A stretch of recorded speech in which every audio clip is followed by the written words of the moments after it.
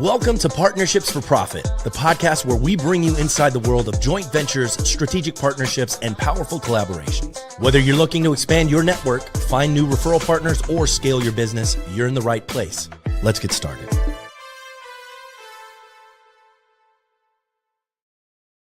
Welcome to Partnerships for Profit. Today we are joined by Jessica Oman, who is the Chief Operating Officer of Malek Malek and a people-centered operations leader. Jessica, welcome to the show. Thank you. Appreciate you having me. Absolutely. Thanks for joining. And can we start out? Can you tell our listeners a little bit about yourself and a little bit about Malek Malek and your role there? Yeah, sure. So I am the Chief Operating Officer. I pretty much touch all of the things that move that do not require a law degree. So anything other than that, just to keep everything moving, is more or less under my purview. And Malek Malek is a law firm based in, we've got offices in Coeur d'Alene, Spokane, Boise, and Kennewick, and serve primarily businesses and healthcare organizations or mission-driven organizations. So there's a lot of differences with the way that we operate than some other traditional law firms where we're team-oriented, which means that we don't have that eat what you can kill sort of mentality, and we operate more like a business than some other law firms. Well, and when clients come to Malek Malek, what sort of pain points and problems are they experiencing that Malek Malek is helping them solve? Yeah, that's a great question, and it kind of falls into that attorney sort of bucket. So those are more of the things that I don't necessarily touch, but Sure. It really varies. We've got a transaction team who approaches things in the upfront sort of way. So they work on contracts and kind of avoiding the litigation sort of space is their mission. And then we do have a litigation team too, because not everything goes as planned. So Right. Well, and I guess conversely, I asked, when clients come to Malek Malek, what sort of problems, are they looking to have solved? But being on the operations side of things, what sort of problems arise internally that you are helping the team at Malek Malek solve on the internal side, on the operations side? Yeah, we're a regular business sort of problems. You work with people, there inevitably are going to be problems because it's difficult to work with each other sometimes, and we really support that team mentality too. So there's the people side, and then there's also those strategic questions that come up. Should we do this? Should we lean into this space? What do we do with our marketing? And then there's all the financial management pieces. So really nothing different than any other business. Right. Well, and as an operations leader, you are someone who is people-centered. Can you kind of define for our listeners what it means to be people-centered in your role? Yeah. So people-centered, everything's connected. I think very analytically. So anytime you're trying to move an initiative or, make a strategic decision or, anything that really falls under the operations sort of bucket, it's going to involve a person, a human. Right. And if you don't speak to that side of people, you're going to be really ineffective. And, you take things through your career and learn little pieces. And I've just kind of collected some of those things and realized, you have to start there. If you don't start with the human, the person side of it, then people aren't motivated to want to support what you're working on, what you're trying to do. Right. Now, I'm curious, was there a moment that sort of established this, people-centered philosophy, this people-centered approach, where you realized that people were at the heart of what you were doing and not necessarily processes and procedures? Yeah. So after I graduated with my MBA, I landed at an organization that I was really learning what I was good at, what I liked. When I was in school, I just really fell in love with case studies, and people thought I was a little bit crazy. I just loved that. So I went on kind of a mission to see how I can possibly get into the consulting, world. How can I peel back that curtain and understand and learn and get that experience of seeing so many different kind of organizations. And I was able to do that, which was really cool. And I'm very grateful for that experience. And in doing so, I ended up finding that I had more of a natural skill in some of the internal stuff. And so building the processes, the tools and things like that are required to get the organization to where we want it to be. And then along with that, just picking up some of those different experiences and things like that. I have been in organizations where I haven't felt valued, and I liked the work. I've really loved a lot of the things around it. But that motivation is it's just different when you feel seen and heard and valued for what you're bringing to the table, and opening up a space for people to be able to bring their unique skills. Nobody really fits into one box. That one box is arbitrary, right? So kind of peeling back and understanding the nuances of each individual really helps bring out what their specific skills are. You don't really know what you're going to find sometimes. So I think it's definitely a two-way street in terms of value that can be seen when you really see an individual, and when you really give, that space for people to be able to show you what they're capable of. Right. And use skills in different ways. You can work with them to be creative, and how can we get you more of what you really like to do? Because those are typically the things that people are really good at too. So. Right. And I mean, I guess I'm curious, what does it look like, with your role? You're very people-centered, people-focused in all of your operations, but what does it look like at an organization or a firm where they are not people-centered and they are more focused on, systems and processes, procedures, practices, and they forget that human element? What does that look like? Turnover.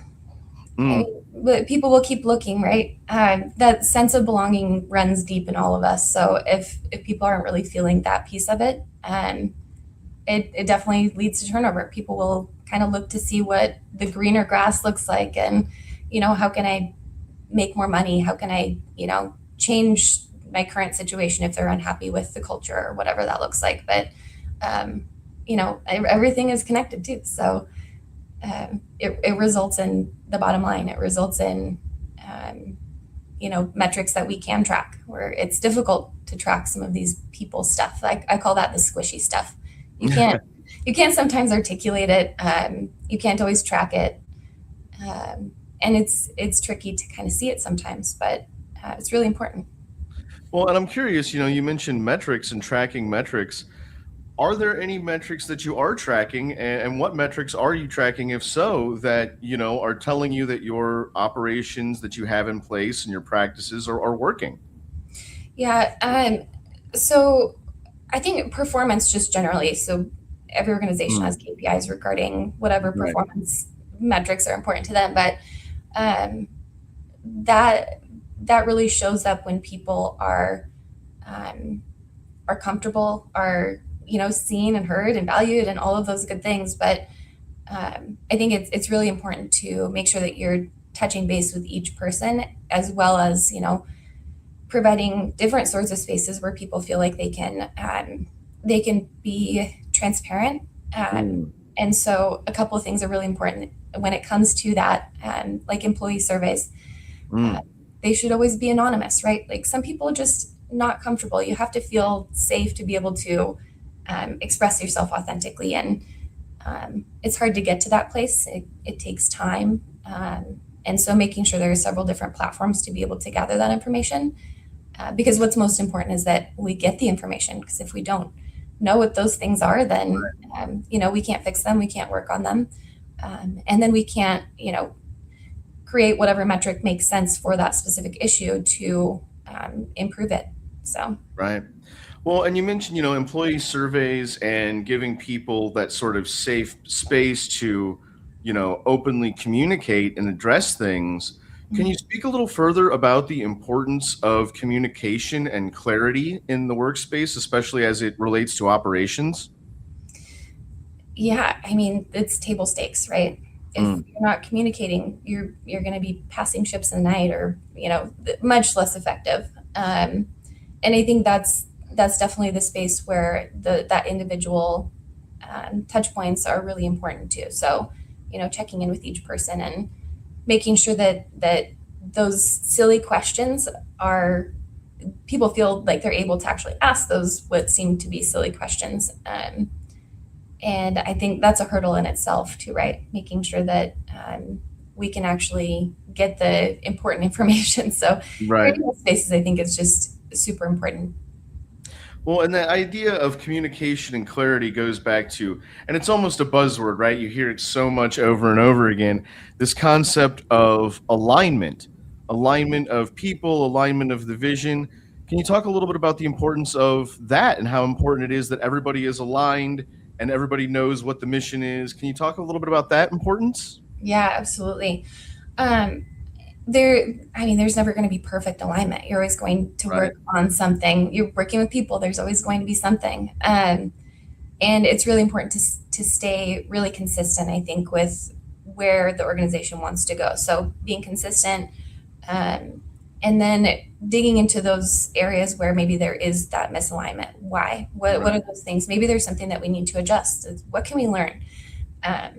I think it's also really important just to stay curious. So continuing to ask questions to understand, what the misalignment is, where the misalignment is. And then, if there's a large misalignment, then, obviously you need to take care of whatever issue that is, but it can be really distracting. It takes people away from the work that's actually contributing to getting the entire team to a better place or to where you're trying to go or what you're trying to do. Regarding operations, are there any sort of common misbeliefs that business owners or firm owners tend to hold about operations, something that they just, hold as a truth that when you're in there every day working, you see that this is not the way it is? Is there any myths or misbeliefs that you could dispel? Yeah. Maybe that it's easy. And when operations are working well, nobody's talking about it. And so I think that's a space where it's easy to think that it's an easy thing to do. But as long as operations are quiet and working smoothly, it's like that greasy wheel sort of thing, or squeaky wheel. Right. If it's squeaky, there's a problem, but we don't want that wheel to be squeaky. You don't want to even know that the wheel is doing its job. So Right. probably that it's easy. Are there any kind of, I'm trying to figure out how to word this, is there any kind of small or minor operational fixes that firm owners and business owners tend to overlook? Ooh. That's a bit of a loaded question, right? Yeah, I think I'd have to think about that for a minute. Yeah, sure. Are there Yeah. I guess another way I could word that, are there any sort of minor operational fixes that you've seen really change something on a grand scale from just a small change? Again, another loaded question. Yeah, you're making me think. It's a good thing. It's a good thing. Yeah, I mean, my initial reaction is just to come back to the people. I mean, really, really understanding individuals. I mean, when people feel comfortable and they feel good about where they're spending their time, we would spend a lot of time at work.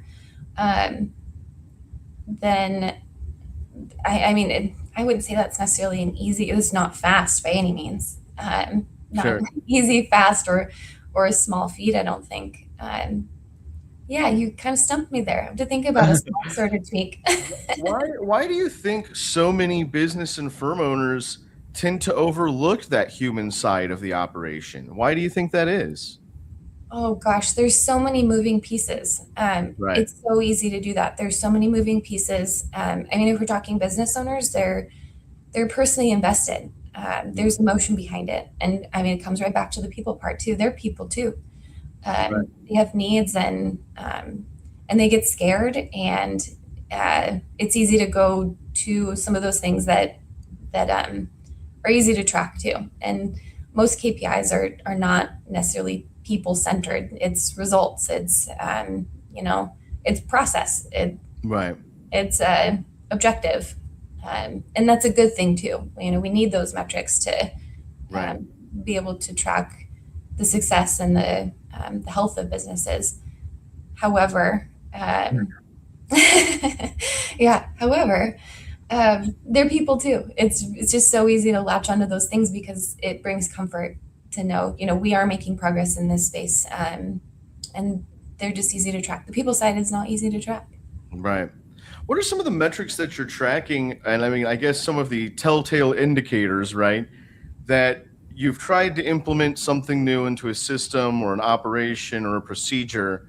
But what are some of the metrics? What are some of the telltale signs that let you know that didn't work? We need to change course. Yeah. So I think that's another sort of people thing too. Let's try the thing. Let's try it. And I always give myself and my team permission to change your mind. So let's try it. We don't know what's going to happen. So sometimes the only next step is to just give it a shot, and making sure there's that ability to say like, well, it didn't work. Right. And let's try something else. Do we need to tweak it or just completely throw it out? And sometimes that's the answer. But I think the telltale sign of something not being successful is consistency, or people actually using it. People will get drawn toward processes and things that work. And if they don't work, they'll abandon them and they'll create their own. Right. And that's not what we want to do in most cases. People should work the way that they want to work, how they're most efficient and comfortable working. So there are those, personal differences that you can make in processes. But when you're talking about, a larger process, something that you're contributing to and working with other people on, it's really important that there's consistency and clarity in the process. And if people aren't using it, they're just abandoning it, something's wrong. So either the whole thing was wrong, but really just digging into that. Why are you not using it? Is yours better? Let's use yours. So also, really important. Just always give myself permission. Like, you just have to try it. You don't know what's going to happen. Right. Well, I'm really glad that you mentioned that efficiency element of it. That leads perfectly into what my next question was going to be. So great segue. But, I'm curious, how do you maintain efficiency while supporting the humanity side of things? Because, I feel like a lot of times, you can kind of sacrifice that human-centered element of operations upon the altar of efficiency, right? That, this is more efficient. Yeah, but you're running this poor guy into the ground. So how do you balance that sort of keeping things very efficient and keep the machine running quickly, but still support people and their mental health and well-being and not, sacrifice that humanity upon that altar? So I mean, it does still come back to people. You don't run people into the ground. They're just things that you don't do. And sometimes changes in the organization require people to lean in more heavily at times. And if we've already done some of that legwork to see the person, to understand what's important to them, to give them breaks when they need it. Hey, like, I just need a mental health day, or, I'm just off today. Give them that space to be able to be off. We're human. And that contributes to those times when you need those people to like lean in. So then we're a team. Then they have that energy and that motivation to be able to want to lean in those times that the organization needs it, because we're doing this together. Yeah. And so, you just don't run people into the ground. Right. Yeah. Well, are there any little signs or anything, before, because, there's a lot of times I feel where, business owners and, I'm sure law firm owners as well, where they're kind of missing some of the little signs that people are experiencing burnout. They're missing some of the little signs that, operations are starting to fray at the ends, or people's, wits are starting to fray at the ends. What are some of the telltale signs that, business owners should be on the lookout for to let them know that things are starting to unravel before they, completely unravel altogether? And, little signs that let them know people are experiencing that burnout. Yeah. I think that's really just not ignoring those little things. The little things build up and contribute to those larger things that's when things blow up, right? If you're not addressing some of those smaller things. And it's really easy to get into the pattern of, I don't have time for that seemingly small thing, but that seemingly small thing is probably really important to the individual. So not ignoring those little Right. things is, I think, key, and not getting to that blow up sort of space. Right. Well, we've kind of talked about the importance of, efficiency and alignment and communication. But one thing that we have not discussed so far is what role does collaboration play in supporting that human element and supporting operations? Yeah. Um, so collaboration plays a huge role. And understanding where those skills are in your team helps determine, who to pull into some specific problem solving space, right? Like, oh, that person's an expert here because we took the time to, learn about them, to know them and understand where their skills lie. Right. And also being transparent too, like, hey, we're dealing with this issue, and maybe it involves that person. Let's bring that person in to work on that problem.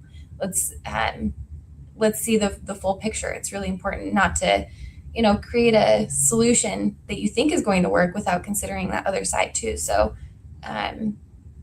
bringing all those key people in, Right.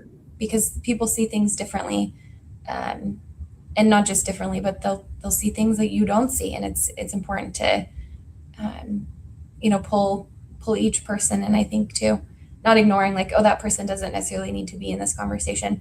Well, maybe not, but should they? Does it make the solution better? Let's Right. do that. It doesn't have to be that black and white of, well, this person's not in a leadership role. That doesn't matter. Are they the best person? It's great. Is there a story you could share with our listeners of a time where just a small, minor tweak or fix to an operational process or procedure led to major changes and major results? Is there any kind of thing that stands out when you think back on that? Um, you know, not specifically. I feel like everything is just so tied together that those small things. It's not just one small thing. It's a lot of small things that contribute to the bigger picture. Right. And when you're approaching operations, when you're approaching, how to run that side of a business, would you say that for most businesses that is generally the same, or would you say that operation side really needs to be highly custom tailored to the individual business and the individual industry? 100% customized, and not just to the type of business, the industry, but to the leadership too. I think when you have really good alignment with your leadership team, that's a huge game changer. You're on the same page. You're working towards the same thing, even when you don't agree. Work through it. Keep asking questions. All of that, but no, there's no one size fits all operations. It has to be customized for every single business and organization. Absolutely. And how important is it? I mean, I know that sort of when running a law firm, when running a business, leadership, there has to be someone in sort of that visionary role, taking that 30,000-foot view of looking at everything from that perspective. What is the importance of that, and how does that affect the operation side of a business if that leadership does not have that visionary view? Yeah, it's so necessary. From an operational perspective, you need to know where you're going, and when you're implementing. So in my role, I got my head down, looking at some details, or what do we need to tweak here? What do we need to do? But having that visionary perspective is, okay, well, here's where we need to, this is the direction we need to go to tweak. So, I can go heads down and, shift things around and move my pieces and all of that stuff in the direction that vision is articulated in. And Right. so I think it is really difficult to do both. I think it's possible, but I don't think you'd be as effective, because those visionary sort of ideas, it comes with time. It doesn't come by, grinding on the day to day. It's Right. difficult to get your brain out of that. I think it's those shower thoughts, right? You have to let your brain relax to be able to have those things just come to you. And that's I think a lot of the ways that those things happen. Right. but when you're in the details and when you're, moving things around in an operational sort of brain space, it's difficult to, pop back up and give enough time for those things to come to you. Right. And I'm going to throw you a few hypotheticals here because I'm curious. If you were, let's say that you were coming into a business, that you knew nothing about their operations, knew nothing about any sort of, management style or anything like that. You were coming in completely cold. What would be the number one thing that you would want to look at to determine if their operations were healthy and functioning and sustainable? I mean, I want to see the P&L. You got to look at the financials. Are we going in the right direction? So, we can have perfect operations, but if we're not considering what the success and the health of the business, through your P&L, then how do you really know if you're successful, or what is the whole point, right? Right. It's got to make sense on paper, and the financials are a really big part of that. So I would probably take a peek at that, and then just ask lots of questions. Listening tour. That's always where I've started new roles. So. And this is my other hypothetical I was going to throw at you is, let's say that there's a new law firm owner, right? Someone fresh out of law school, just hanging a shingle for the first time. And they're really getting into the point where, okay, we are hiring employees now. There are people that are working for us. What is sort of the number one thing that they could do to ensure that the human side of their business is supported, and to ensure the sort of mental health and operations on that side with their employees, is everything is supported and in alignment? What is the number one kind of thing that they could do to support that side of their business as it grows? Yeah, I think it's really difficult for an entrepreneur to do all the things, and they're required. That's the job at that stage of business. I think I would say make sure that people have a place to go to, so that person, that fresh, attorney that's hanging their shingle, isn't always going to have the time to be able to do those sorts of things. So get a good partner. Right. And by partner, I don't necessarily mean another attorney, a business partner. Get an implementer. Get somebody to, look over those things and report back to you. Stay in really close communication with them. If you can't afford a full-time person, there's so many resources out there for fractional support, COOs, CFOs. I mean, you need all of those like basic sort of functions, but find a good partner, someone you can communicate with really well, that can kind of be your ears on the ground. I think that would be really important. And I'm getting ready to throw a big buzzword at you, so look out. But with the sort of emerging technologies that are happening now, and the buzzword I'm going to throw at you is AI. Everybody's talking about AI. What sort of impact is AI having in your role and in day-to-day operations? I have to imagine there's a lot of new technologies that are coming through that are impacting processes and procedures. How do you see AI impacting your role? Yeah. I think we can just be more efficient. It's just, this is not any different than, a new technology. I mean, what about the calculator, right? We're able to do more advanced math because we don't have to worry about those, basic things. We have something in the background that's leveling us up. So I think there's going to be changes. Right. And I think reducing the noise too. I mean, I can't tell you how many emails I get for, try this platform, this AI-based thing, this solution. But I think that requires just like take a step back. What do you really need? There's just a lot of noise in the space right now. So identifying, okay, what are those things that we have on repeat that, doesn't require a lot of, brain energy. Let's find a solution for those things. But being critical with all of the things that are coming at you. Right.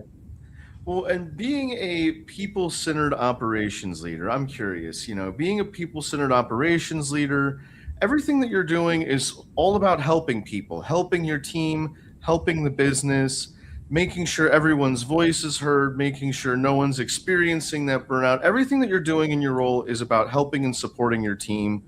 Where did that drive to help come from? Is that just something that's innate to your character as a person? Is it something you were able to cultivate along the way? Where did that drive to help come from? Yeah, I think that's kind of part of who I am, and identifying where the value is too. So what are the skills that I have that I can create more value? And a lot of times it is helping people. How can I help you and pull someone else up to showcase their specific skills? But I don't know. It's just, I guess, the way I think a little bit. Right. Well, Jessica, this has been an awesome conversation. If anyone out there listening could use your help and guidance, could use the help of Malek and Malek, where can people find you? Yeah, you can find us on our website. We've got a contact form that goes directly to our staff, and we are pretty efficient, and we've got some really great people on our team, so we'll make sure to take care of you. And that will land in the right place. So the website is definitely the best place to go. Well, Jessica, thank you so much for joining us today. This was an awesome conversation. Thank you so much. Yeah, thank you. Appreciate it. And thank you, everyone, for listening. This has been Partnerships for Profit, presented by LeDuc Entertainment. Jessica, thank you so much again. Thanks for joining us on this episode of Partnerships for Profit. We hope you've gained valuable insights on how to form profitable partnerships and take your business to the next level. Be sure to subscribe and leave us a review wherever you listen to podcasts so you never miss an episode. Got a partnership story to share or someone you'd like to see featured on the show? Reach out to us. Until next time, keep building those partnerships for profit.